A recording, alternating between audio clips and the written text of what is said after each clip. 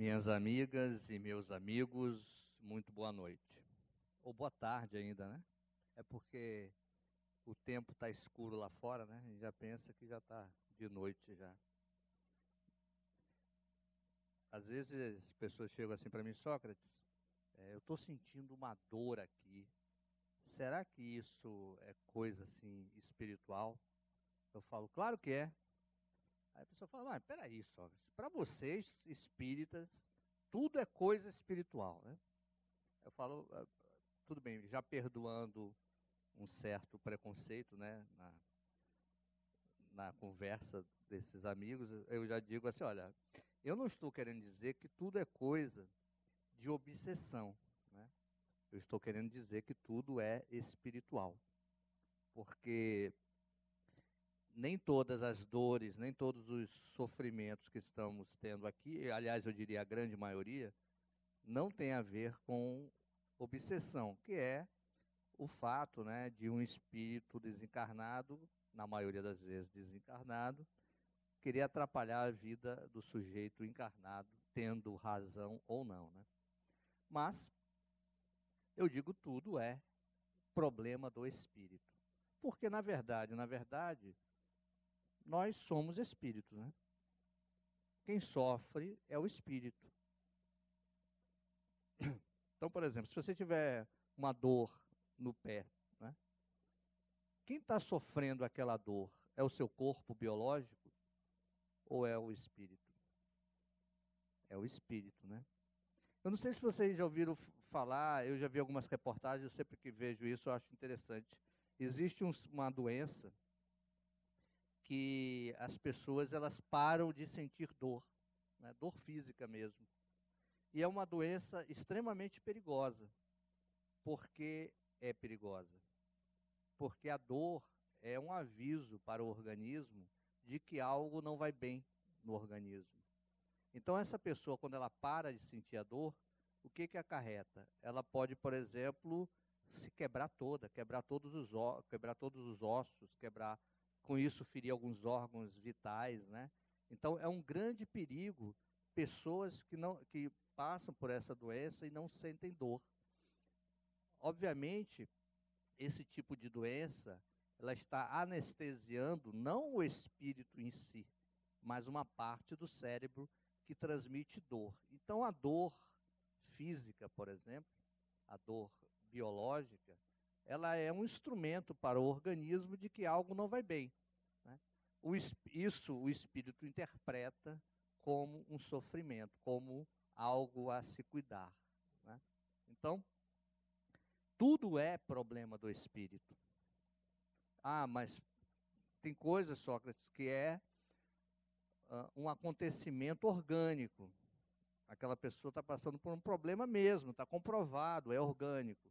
E tem outras que não, a gente vai admitir que pode ser, por exemplo, um problema psicossomático, como a própria medicina já está aceitando, uma parte da medicina, né?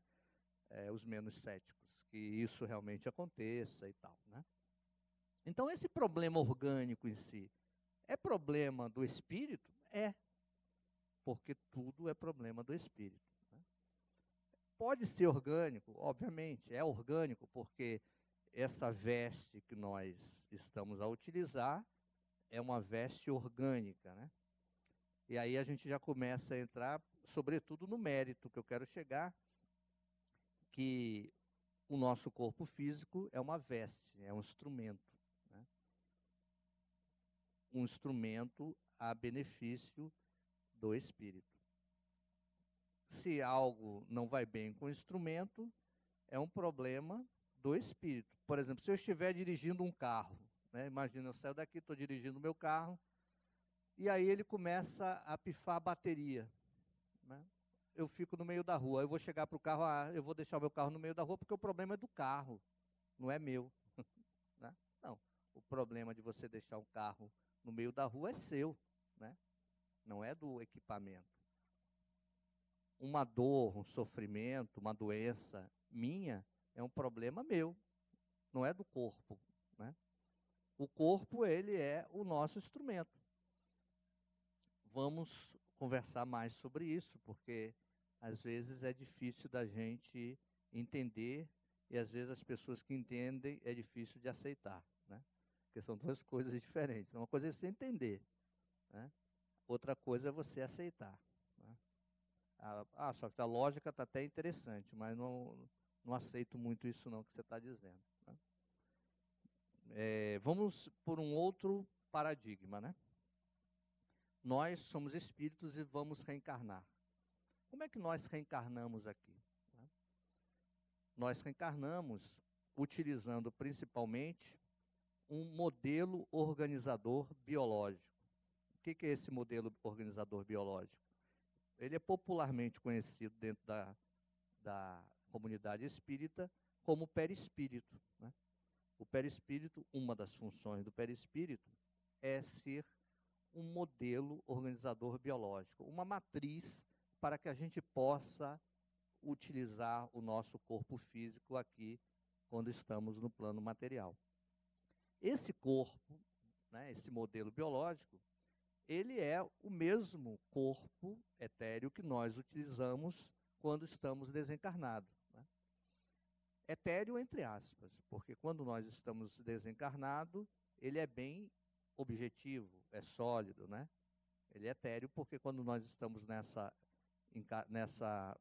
nesse plano diferente, esse plano material, nós não conseguimos observar, pelo menos com os olhos, né, biológicos, aquela expressão do perispírito. Mas esse corpo semimaterial, esse corpo espiritual que nós espíritas chamamos de perispírito, não só espírita, né? Tem outras doutrinas que também reconhecem esse corpo, estudam. Uma parte de ciência também estuda esse tipo de corpo. Então, é um corpo que nós utilizamos quando estamos fora da matéria, e ele nos serve como uma matriz para o corpo que nós vamos usar quando estamos encarnados, né? Ou seja, dentro desse corpo biológico, dentro dessa matriz, dentro desse modelo, pode conter ali algumas lições preciosas que o espírito precisa passar, né, nesta vida para um aprendizado. Então nós estamos começando a perceber que a vida, né, o corpo físico e até mesmo o corpo perispiritual, ele está a serviço de algo importante, que é o aprendizado espiritual, que é o crescimento espiritual. Aquele corpo que está ali, né, para reencarnar ou para influenciar o feto, né, porque ele vai influenciar o corpo perispiritual, o modelo organizador biológico, ele vai influenciar o feto que está ali, né? Então, esse modelo, ele está ali repleto de aspirações para aquela encarnação, tá? De desafios também. Pode estar ali naquele corpo e já um indicador que aquela pessoa vai viver 120 anos, né? Ou vai dar a possibilidade de viver 120 anos, desde que cuide bem daquele corpo biológico. Ali pode ter algum indício de que aquela pessoa vai desenvolver uma doença aos 30 e poucos anos de idade, caso não cuide bem da sua saúde, não tenha os devidos cuidados com o corpo físico. Ali naquele modelo organizador biológico pode, inclusive, estar dizendo que ele vai ter uma doença já ao nascer, né? E por que isso acontece, né? Aí é uma outra questão, mas por quê? Por que não poderíamos nascer totalmente perfeitos? Porque nós não somos perfeitos, né? Porque nós carregamos uma série de problemas psíquicos, espirituais também, de uma certa maneira, e que acabamos a influenciar de uma maneira totalmente inconsciente naquela matriz que vai ser uma geradora, um espelho do nosso corpo físico. São coisas inconscientes. Então, como a gente diz que doenças psicossomáticas existem no plano físico, elas são muito mais evidentes e claras no plano espiritual. Problemas mal trabalhados, culpa, questões que ferem leis divinas, né? E que também remetem à culpa, ressentimento, raiva, ódio. Isso tudo acaba prejudicando, de uma certa maneira, envenenando o seu corpo psicossomático, que é esse perispírito, e que vai influenciar aquele corpinho que está a nascer ali. Pode influenciar imediatamente e pode servir como uma programação para os anos que venham por aí. Né? Percebam que as coisas estão interligadas, né? Ora, se a gente se trabalhar para que a gente resolva esses problemas de culpa, de medo, né? De ansiedade, de revolta, né? Nós acabamos influenciando o corpo perispiritual e o corpo físico em si. E ao contrário também acontece. Se a gente começa novos processos de revolta, de não aceitação, né?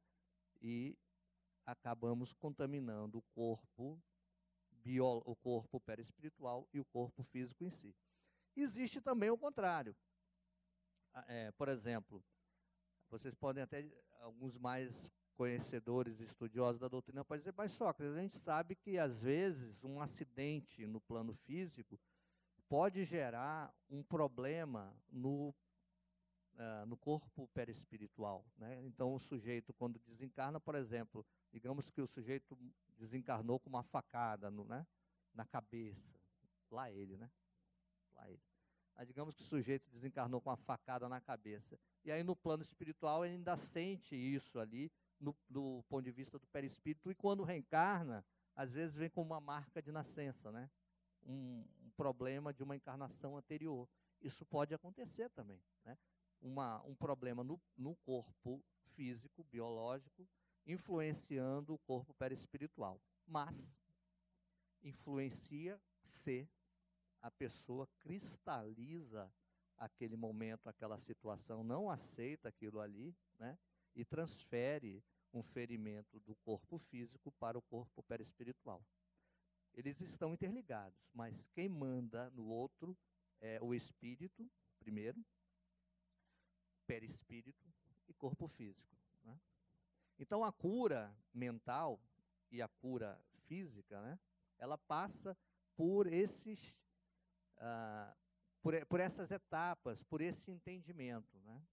A cura mental, a cura física, ela passa por esses entendimentos. Nós precisamos entender de uma maneira completa essa questão. Claro, como eu sou espírita e não sou médico, né, a minha visão, neste momento, é uma visão totalmente espírita, né, e espiritualista. Obviamente que eu faço meus exames, né, vou ao médico, né, porque recomendo e acho que todo mundo deve fazer isso. Porque a gente ainda não está no controle total da nossa mente e do nosso espírito. Né?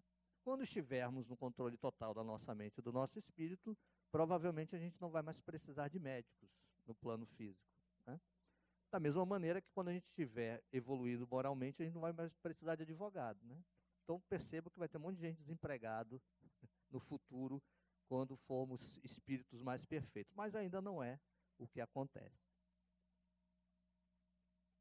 Então, na medida que a gente prejudica o nosso corpo perispiritual através da própria mente, né? Agora, é importante a gente entender que essas coisas elas não se dão apenas quando a gente desencarna, ou são coisas que duram de encarnação para encarnação, né? Nós podemos e fazemos constantes alterações no nosso corpo perispiritual, né? Porque nós fazemos constantes alterações na maneira da gente pensar, na maneira da gente se relacionar com o outro, né? Na maneira da gente saber lidar com as adversidades. Então, ora nós estamos bem, podemos fazer com que isso reflita no corpo físico, obviamente através do corpo espiritual. Ora, nós estamos mal, né? Estamos passando por um problema sério, né? Não um problema físico, mas um problema moral, por exemplo, um sofrimento moral. E isso pode refletir como uma doença perispiritual e biológica. Nós estamos nesse... É importante que a gente entenda isso. Então, é por isso que quando nós estamos passando por uma doença, é importante que a gente volte para dentro de si. Aliás, da mesma maneira que a doença física é um alerta para o organismo de que algo não vai bem, a dor, o sofrimento moral também é um alerta para o espírito de que algo não vai bem, né? Se a gente não sofresse do ponto de vista moral, ia acontecer a mesma coisa com aqueles doentes que não sentem dor física. Nós iríamos nos quebrarmos todos do ponto de vista espiritual e a gente não ia saber nem o que estava acontecendo, né? A dor, o sofrimento moral é para a gente se situar. Opa, eu estou fazendo besteira, deixa eu encontrar o meu caminho, deixa eu encontrar meu eixo, né? Porque as coisas precisam andar. Eu tenho a plena consciência de que nós não viemos aqui nessa vida para sofrer. Não viemos, né? Não viemos para sofrer. Também não viemos aqui para participar de um grande parque de diversões, né? Ou de um carnaval fora de época que não acaba mais, né? Tem gente que fica depressivo porque fica entre o carnaval e o São João, né? Tem um tempo muito grande, né? Porque quer saber só de festa, de badalação, de coisa e tal. Nós brasileiros somos assim. Estava conversando agora na hora do almoço com os amigos, a gente fala, pô, tá todo mundo em crise, né? Todo mundo em crise. Só que tá todos os meus amigos estão querendo ir pro Rock in Rio, né? Todo mundo em crise, mas todo mundo veio pro carnaval em Salvador, né? A crise para essas coisas não estão muito... Nós brasileiros somos assim. Tem uma parte boa, porque nós brasileiros sabemos celebrar a vida, né? Eu acho isso interessante, né? Mas a gente precisa também entender, eu acho que nós brasileiros também conseguimos entender de uma certa maneira melhor do que a maioria dos povos, né? Que nós não estamos aqui apenas para passear e nem estamos aqui para sofrer. Estamos aqui para aprender coisas, aprender algo, construir uma realidade espiritual, desenvolver-se como espírito. Tendo esse ponto de vista, se nós estamos sofrendo alguma coisa, é porque a vida, o universo, Deus, os espíritos, enfim, a espiritualidade em si está querendo dizer alguma coisa para a gente. Às vezes é um alerta próprio mesmo, o nosso próprio espírito. Eu não gosto de dizer assim, nosso espírito, meu espírito, porque parece uma coisa meio de maluco, né? Porque eu sou espírito, então não é o meu espírito, sou eu espírito. Bom, mas uma parte minha que eu não conheço muito bem, né? A minha essência espiritual está querendo dizer alguma coisa para mim, de que, olha, você está fora do foco, da maneira como você está conduzindo a sua vida, você não vai ter ganho espiritual, porque a gente está aqui para ter ganho espiritual, não é para ter ganho material, né? E o que é ganho espiritual? Não é colecionar um monte de hóstia em casa, ou livros evangélicos, ou livros espíritas. Ganho espiritual é conhecimento, é intelectual, conhecimento moral, né? Saber lidar com as pessoas, saber lidar com as adversidades. Isso são ganhos espirituais. E também tem um propósito na nossa vida, né? Porque esse propósito principal da nossa vida, ou um conjunto de propósitos da nossa vida, o que alguns autores chamam de missão pessoal, mito pessoal, né? Que a Adenauer chama também. Isso é um propósito espiritual nosso e que a gente deve ter isso em mente, que há um sentido em segui-lo, né? Uma boa parte das pessoas conhecem, né? Mesmo que seja de uma maneira intuitiva, esse direcionamento. Outros têm uma breve ideia, outros não sabem nem por onde está o seu propósito espiritual. Mas, normalmente, esse propósito espiritual tem a ver com a profissão, tem a ver com as pessoas que nós lidamos diariamente, né? Tem a ver com a nossa vida no dia a dia. Mas, às vezes, a gente esquece disso, e até mesmo pelas necessidades que a matéria impõe ao corpo físico, nós acabamos dando mais valor à matéria e esquecemos da essência, né, das coisas que nós viemos fazer aqui. Por isso é que sofremos, para que nós nos lembremos de vez em quando que nós estamos fora do eixo, fora do objetivo, fora do trilho. Aí, é claro que a gente pode até pensar, pô, mas a gente não sofre muito mais do que deveria sofrer? Bom, é o atual estágio que nós nos encontramos, né? Nós aprendemos ainda muito mais pelo sofrimento do que pelo prazer, pelo prazer da vida, pelo amor às coisas, por desenvolver o nosso conhecimento, por estar junto do outro, por querer ajudar o próximo. A gente aprende muito mais na dor. Aí no sofrimento a gente acaba aprendendo, acaba voltando à linha, voltando àquilo que a gente acha importante, né? É por isso que nós sofremos. E aí quando a gente sofre isso, a gente acaba a gente virando uma espécie de uma bola de neve, porque a gente reclama da vida, a gente se sente angustiado, se sente em débito, né? Aliás, em débito, mais ou menos. A gente acha que tem muito crédito e que Deus não está olhando para a gente, enfim. Acabamos alimentando um problema que vai gerar uma dor, vai gerar uma doença na camada do corpo perispiritual e por aí na camada do corpo físico, né? Bom, a notícia boa é que, sabendo disso, nós podemos buscar uma autocura, né? Ora, se tudo está atrelado à mente, se tudo está atrelado ao espírito, e se eu consigo, né, fazer com que essas coisas se resolvam, então existe cura para um monte de coisa, né? Claro, às vezes o nosso corpo biológico ele pode já estar extremamente magoado, né? Extremamente ruim, e aí é necessário a gente nascer de novo, né? O que não é problema nenhum, né? Porque o espírito é eterno, o corpo volta para a terra, mas o espírito continua. Mas às vezes não, às vezes dá para dar uma garantia de mais, aquela garantia estendida, né? Chegar no mecânico, dá uma garantia estendida mais uns 5 anos, 10 anos, 50 anos, embora lá, né? O importante é a gente ter capacidade de atuar nessa vida, né? Então, essa autocura é importante e é possível, né? O que Jesus dizia quando ele, através da mediunidade e cura, atendia uma pessoa doente? Vocês lembram o que ele dizia? Ele dizia duas coisas importantes. Sua fé te curou, né? Vá em paz e não peque mais, né? Ou seja, não faça mais as besteiras que você teve fazendo para que você gerasse problemas no seu corpo perispiritual, infectasse o seu corpo físico, seja nessa ou encarnação passada.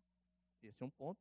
E outro ponto é, tudo bem, eu tenho o meu magnetismo, eu tenho a minha energia de cura, mas quem curou mesmo foi você. A sua fé te curou. É óbvio que pelo magnetismo do mestre, né, as pessoas eram tocadas muito mais e a fé se despertava mais, se desabrochava mais do que, por exemplo, eu falando aqui e vocês ouvindo, né? Então, se fosse Jesus falando aqui, todo mundo já estava curado de um monte de doença, né? Mas como sou eu aqui, as pessoas vão, não, esse cara está falando besteira e tal, né? Isso aí eu vou para o meu médico segunda-feira, né? Mas assim, eu tenho uma amiga minha que dizia assim, só que quando eu vou no centro espírita tomar um passe, eu fico olhando assim para ver se o passista é bom. Eu não sei como aquela pessoa sabe como é que o passista é bom, né? Não, que eu olho assim, eu já sei, né? Sabe, nunca estudou espiritismo, mas ela sabia. Segundo ela, né? E aí, quando não é, eu perguntava, quando não é a pessoa que você quer, o passista que você pensava, eu já não gosto. Quer dizer, está perdendo seu tempo ali, né? Porque qualquer passista dentro do centro espírita, ele é treinado, é capacitado, né? Vai ali com uma boa, porque não são pagos, né? Então as pessoas estão ali de boa vontade, de bom coração, e principalmente assistido pela equipe espiritual, né? Então, qualquer passe dentro de um centro espírita é extremamente válido. Então, se a gente vai com a fé de que aquele passista ali é campeão, de que os espíritos estão ali para me ajudar, né? E que eu mereço ser ajudado, e que a minha fé vai me curar, é um passo extremamente importante para que a gente se cure. Mas o importante também é a gente tentar, ao mesmo tempo, pensar naquela cura, pensar, dentro desse pensamento de que eu tenho responsabilidade sobre aquilo ali, o que eu posso fazer para eu ser feliz, né? Porque essa cura também passa por uma questão de autoavaliação, de autoconhecimento, né? E que não é uma coisa tão superficial assim. Se fosse, a gente já teria feito, né? E aí, quando nós estamos com problema, é importante a gente vir no centro espírita, participar de sessões de cura, né? Mas também a gente olhar para dentro de si, né? Aonde é que eu estou? O que está acontecendo comigo? O que essa doença está querendo me dizer? E aí muitas pessoas vão para terapias, mudam a sua vida depois de uma doença séria. E a doença em si, na verdade, é um gatilho, é uma bênção para aquela pessoa, para que ela vá realmente buscar saber qual é a sua verdadeira situação, para se conhecer melhor. Ah, mas só que a pessoa está quase em estado terminal. Aquilo ali é bom? É. Qual é o problema? Não existe estado terminal, porque a gente não termina nunca, né? Agora, quanto mais a gente se conhecer melhor, isso vai ser sensacional, porque mesmo que a gente desencarne amanhã, ninguém sabe, né? Todo mundo vai desencarnar algum dia, né? Pode ser amanhã, e não precisa ser de doença, né? Mas mesmo que a gente desencarne amanhã, o aprendizado que eu tive agora, o meu ganho espiritual, é para a vida inteira. A vida inteira que eu digo é a vida espiritual, a vida eterna, né? Então, é um chamado, uma doença, é um chamado, né? E a cura é uma transformação, deve ser encarada, pelo menos, como uma transformação. Vamos buscar a cura física? Vamos. Vamos sim no médico na segunda-feira, vamos fazer os tratamentos, porque quanto mais a gente adoece, mais a medicina avança, né? E isso é importantíssimo para a humanidade. A gente vai evoluindo através da ciência. A ciência é um dom espiritual, né? A ciência não é uma invenção do plano físico, né? A ciência é uma invenção do espírito. A ciência é um dom espiritual, né? Os médicos são espíritos dedicados a um tipo de estudo, né? Então isso é importantíssimo. Vamos aos médicos, vamos aos psicólogos, vamos aos psiquiatras, vamos ao centro espírita. E tem muita gente que só procura centro espírita quando já não tem mais jeito, né? O último jeito é o centro espírita, né? Deveria ser o primeiro. A gente deveria fazer uma espécie de uma profilaxia, né? E a gente só vai buscando a cura já quando não tem mais jeito, eu não diria, porque jeito sempre tem. Mas quando a gente já sofreu bastante, a gente poderia ter sofrido menos. Então, é necessário que a gente, nessa cura, a gente busque essa cura de uma maneira holística, completa, geral, né? Que a gente entenda que somos feitos por todas essas camadas e elas são integradas, e que quem manda mesmo é o espírito. Se conhecer melhor, também conhecer também as energias que estão girando ao nosso redor. Esse perispírito que eu disse aí, ele é movido através de campos energéticos. Existem 7 campos energéticos principais, né? E que vocês, quando vão para uma terapia de cura espiritual, vocês são energizados, ou é feita uma espécie de uma limpagem, desbloqueio, sobretudo nesses 7 pontos principais energéticos. Alguns chamam de chakras, outros centros de força, né? Mas todo o corpo nosso é uma espécie de um grande imã elétrico, né? Energético, e que é, digamos assim, a base dessa cura ou dessa saúde do ponto de vista do perispírito, né? Então, a gente entendendo mais sobre isso, a gente começa a facilitar a vida dos terapeutas espirituais, né?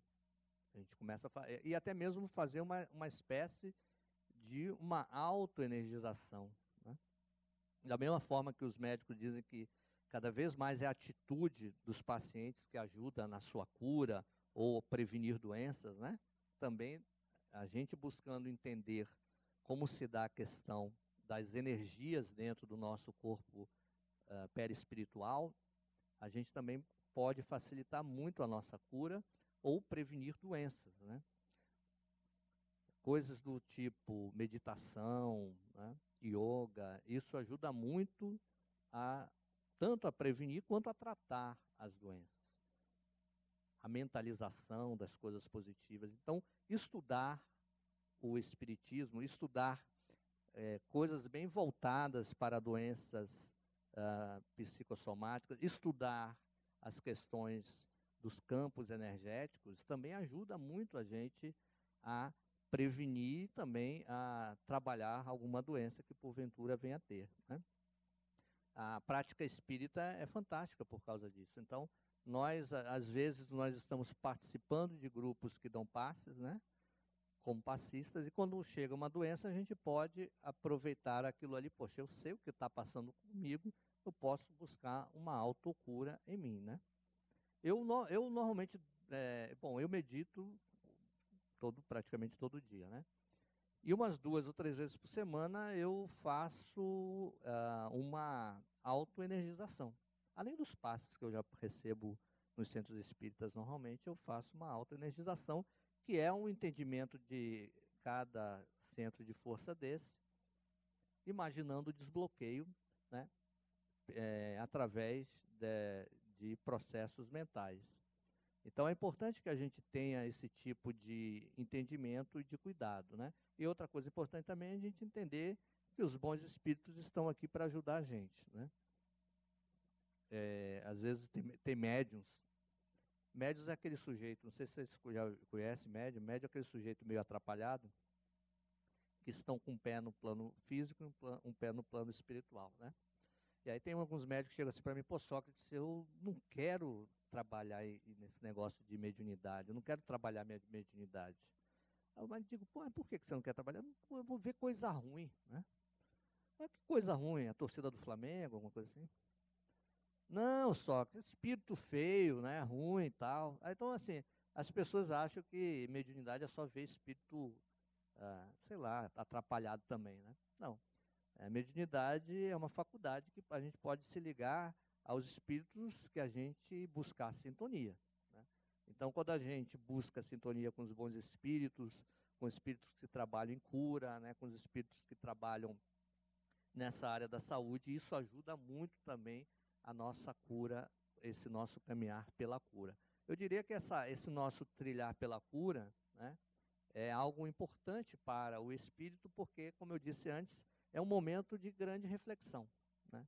Nós vamos refletir sobre o que está nos levando a isso, né? E aproveitar, pô, já nesse momento de reflexão, como é que anda minhas questões espirituais, as minhas coisas da minha essência espiritual, né? Será que eu estou aqui nesse planetinha azul apenas de passagem? Será que eu estou num parque de diversões? Ou será que eu ainda estou com aquela mente arcaica que as religiões antigas queriam me dizer, que eu estou aqui para sofrer, né? Os meus pecados. O pecado original, eu nunca entendi muito esse negócio de pecado original, mas o meu pecado original, o pecado dos outros, sei lá o que, o meu pecado.